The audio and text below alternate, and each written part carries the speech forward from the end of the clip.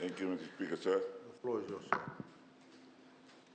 Honorable Speaker, Honorable Deputy Prime Ministers, Honorable Leader of the Opposition, and Honorable Members of Parliament. Also, add my words of welcome to the students who are with us this morning, and we wish them well in their studies. Also acknowledge the presence of the Japanese ambassador with us this morning. And also those who are watching us on live stream or listening to the radio. Honorable Speaker, sir, I take this opportunity to say a few words on my recent three-day visit to Japan for the 10th Pacific Island Leaders meeting of PALM. I thank His Excellency the Ambassador for pushing for me to go, as I was thinking that I should not go. But when I went, I knew it was a good decision to go, as I was there in the first PALM, the only remaining Pacific leader from that group that went to the first PALM. Japan, like many of our other partners, has consistently been a reliable partner for Fiji over many decades. We appreciate Japan's constructive engagement in the region and its significant contributions to Fiji's socio-political development, or socio-economic development. Honorable Speaker, sir, this year marks the 54th anniversary of our bilateral relations with Japan, which over the recent past has been nothing short of impressive.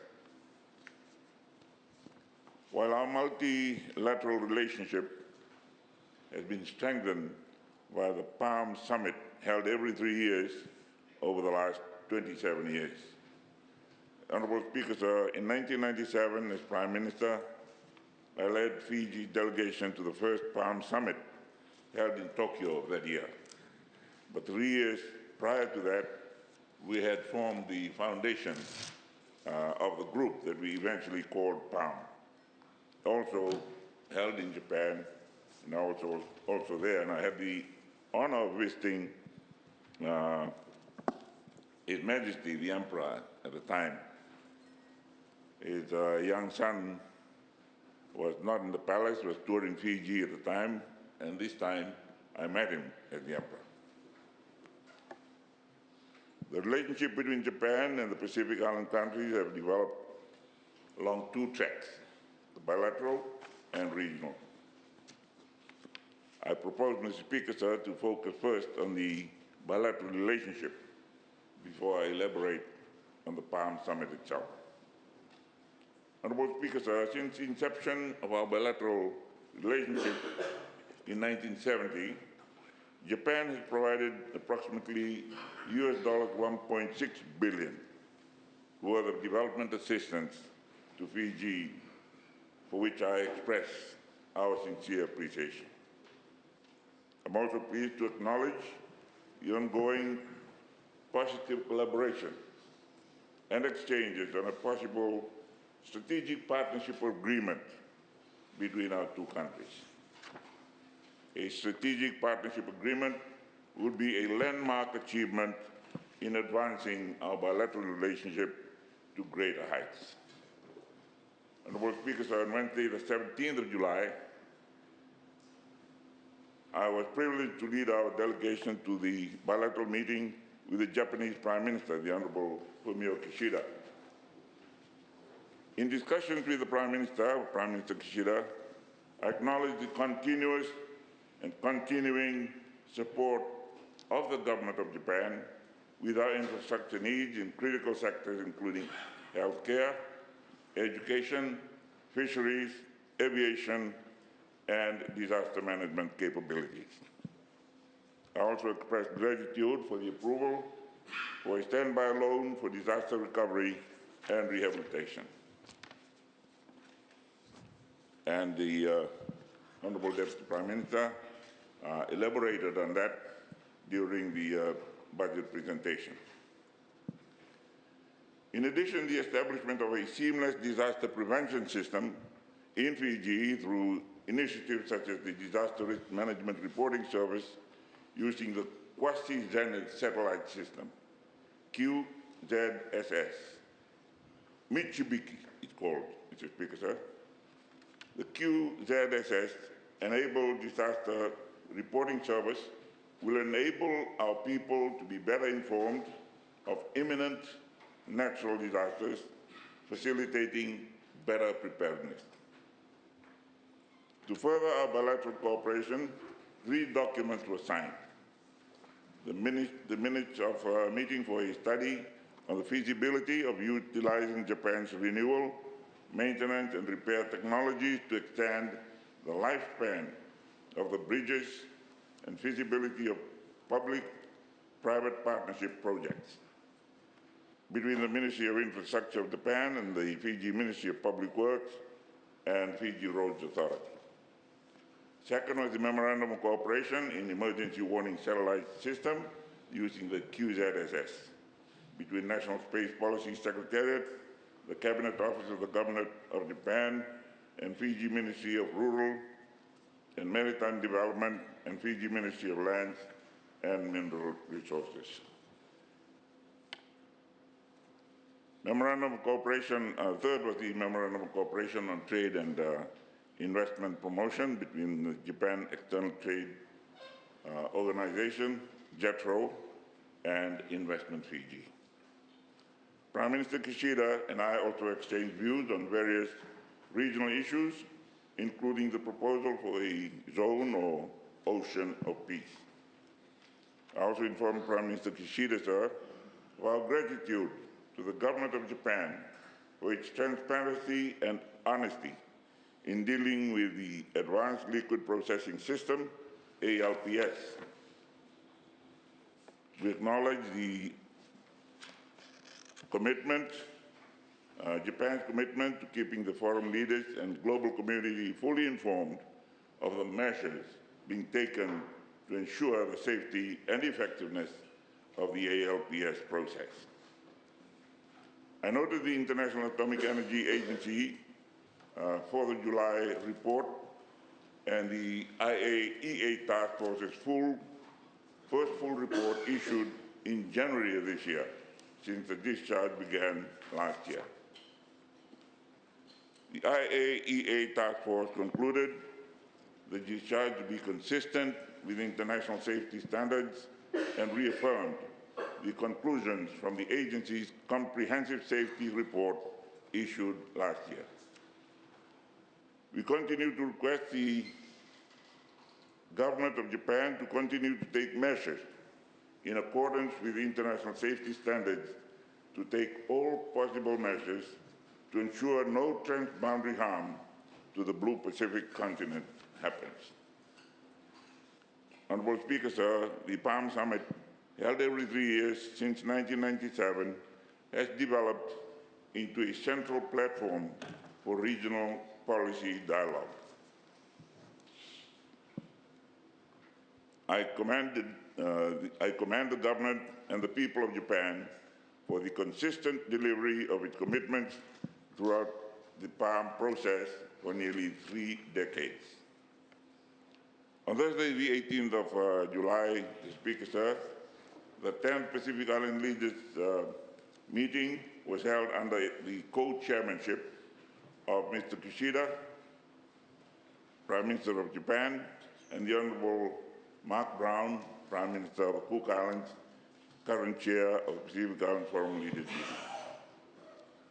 I attended the summit with leaders and representatives of 14 Pacific Island countries, as well as New Caledonia, French Polynesia, Australia, and New Zealand, and the Secretary General of the Pacific Islands Forum. Honorable Speaker, sir, I want to acknowledge the Government of Japan for agreeing to incorporate the 7 priority areas of the 2050 strategy for the Blue Pacific continent and its implementation plan into the PALM process. This was achieved via a preparatory meeting of senior officials, a series of preparatory meetings of senior officials of PIF member state with representatives of the government of Japan at the Forum Secretariat in the months and weeks leading up to the summit. The outcomes of senior forum officials' discussions were tabled to the caucus meeting of Pacific leaders in Tokyo on Wednesday, the 17th of July, prior to the PALM summit on the 18th. As an aside, the caucus meeting allowed Pacific leaders to also discuss other urgent matters, including the situation in New Caledonia while we were still in Tokyo. Honorable Speaker, sir, the leaders issued a declaration and joint action plan as the outcome of our discussions. The PALM 10 Joint Action Plan is the basis for mutually acceptable projects for cooperation and exchange. The Honorable Leader of the Opposition pointed out this morning that perhaps we didn't see indications of the success of our wish to our participation in COP meetings, but the same was true for PALM. Most of the actions take place after those consultations at those meetings. And the result will come when there is direct consultations with the officials of the various governments participating. The plan includes multiple concrete projects for cooperation and exchange in line with the 2050 strategy and its implementation plan. Moving forward, Mr. Speaker, sir, the Joint Action Plan endorsed at the summit forms the basis for mutually acceptable projects for cooperation and exchanges.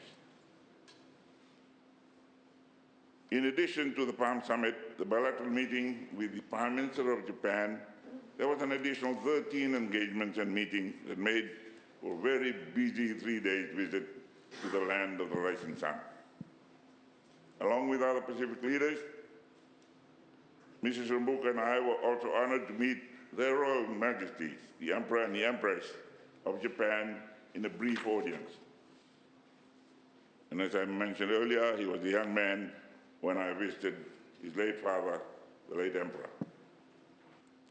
The Prime Minister of Japan, the Honorable Kishida, also hosted Pacific leaders to a state banquet, and I must express my gratitude to the Prime Minister and Government of Japan for all the full courtesies and privileges given to me and my delegation. I don't know whether he will get letters to the editor questioning the cost of the banquet, but that's for him to deal with. Honorable Speaker, sir, I held fruitful discussions with the chairman of the Japanese International Cooperation Agency, JICA, Dr. Akihiko Tanaka, to discuss ongoing and new areas of development cooperation. One area, sir, that has been successful is the area of people-to-people exchange and human resource development. While I was there, I was part of the discussions for the return of the remains of a young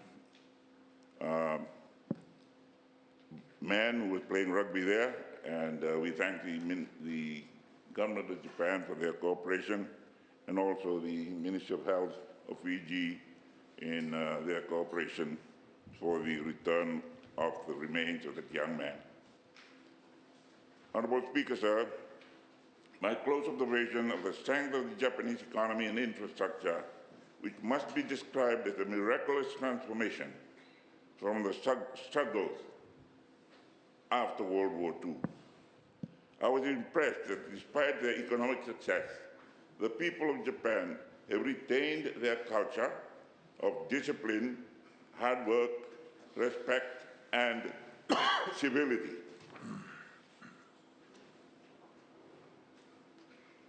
In this regard, I sought more opportunities for people-to-people exchange, in particular for our young people, including sports exchanges. Just as an aside, Mr. Speaker, sir, it was very peaceful and orderly on the roads in Japan. They have much better roads than we have. They're much cleaner, and the drivers are so courteous. Even in traffic, we did not hear anyone honking, as they respected the law. That is, this is used only in an emergency or dangerous situation. Now, I was traveling in one of the new energy cars, which I hope we will be able to buy if we have charging facilities in Fiji. And all the cars were clean, Mr. Speaker, sir, very clean. Honorable Speaker, sir, the presence of PIF leaders in one location allowed me to catch up briefly with the Australian Foreign Minister, Senator Penny Wong, and a few other leaders. Also, I had the opportunity to meet with the Speaker of the Japanese Legislative Assembly, Honorable Fukishiro Nakuga,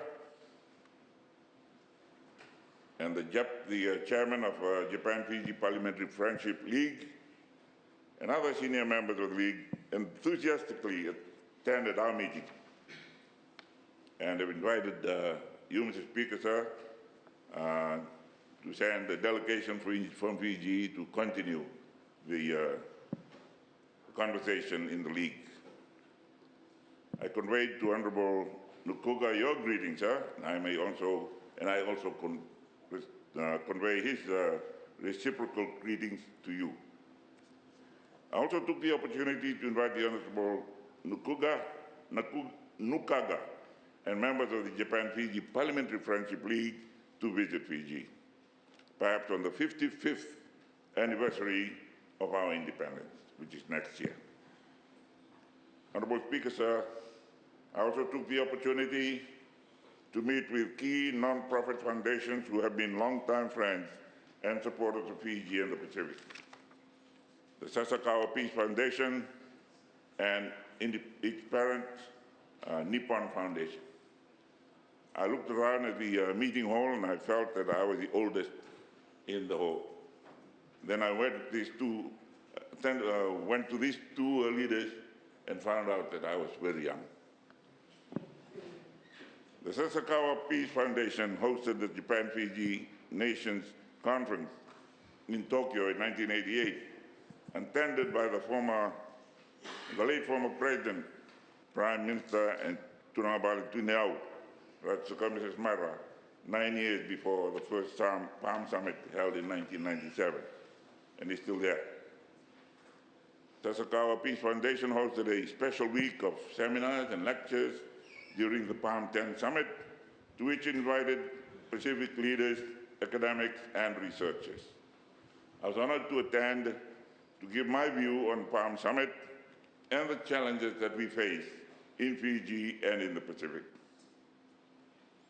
The Sasakawa Peace Foundation carries out extensive work on oceans-related projects, as well research related to the blue economy, scholarships for the World Marine University. I was also honored, Mr. Speaker, sir, to meet Dr. Yohei Sasakawa himself, the chairman of Nippon Foundation, which facilitates development of cooperation in Fiji and other parts of the world on ocean-related projects, as well as disaster preparedness, quality education, and health, particularly on leprosy and poverty. Honorable Speaker, sir, I always relish the opportunity to meet our people who have made Japan their home, or the countries I visit as their home. And Japan was no exception. My meeting with the diaspora in Japan at Fiji House, the residence of our ambassador, was a joyful one. I also met my grandson, the Minister for Education's son, mixing the Ngona. I thought he would make the presentation. He told me,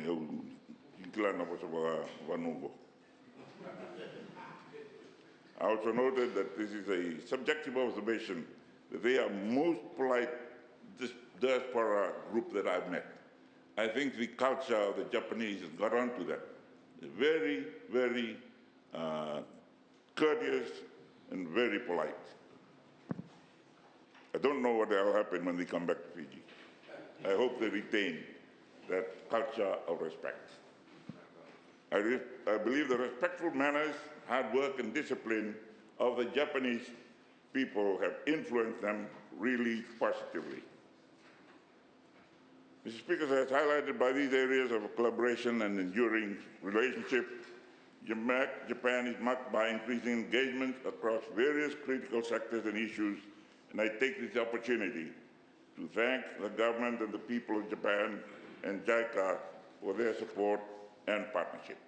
I thank you, sir, for this opportunity to deliver this ministerial statement. Thank you very much.